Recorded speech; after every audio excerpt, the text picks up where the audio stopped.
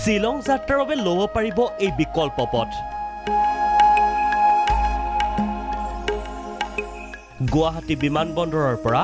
ৰাণী পাথাৰখাম মাইৰাং হৈ এই পথেৰে পুনে পুনে যাত্ৰা কৰিব পাৰিব শ্বিলঙলৈ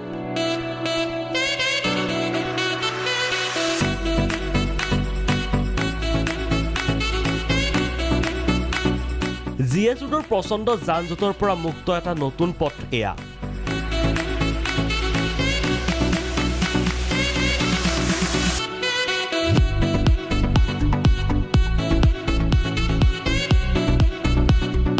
বিমানবন্দৰৰ পৰা 140 কিলোমিটাৰ জোৰা মনোমোহা প্ৰাকৃতিক সৌন্দৰ্যৰ মাজেৰে পাৰ হোৱা এই পথেৰে যাত্ৰা কৰাৰ মাদকতা সঁচাই সুকীয়া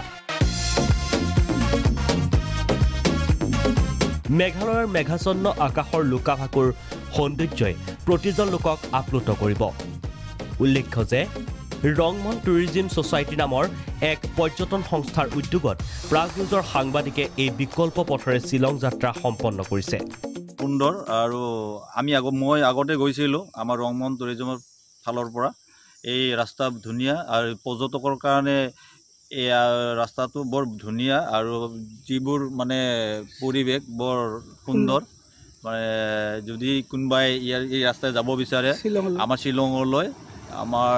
এয়াৰপৰ্টৰ পৰা মানে দূৰত্ব সমান আছে এই পথছোৱাৰ উন্নত আন্তঃগাঁথনিৰ বাবে অনাগত সময়ত এই পথছোৱা পৰ্যটকৰ বাবে নিঃসন্দেহে হৈ উঠিব অন্যতম আকৰ্ষণ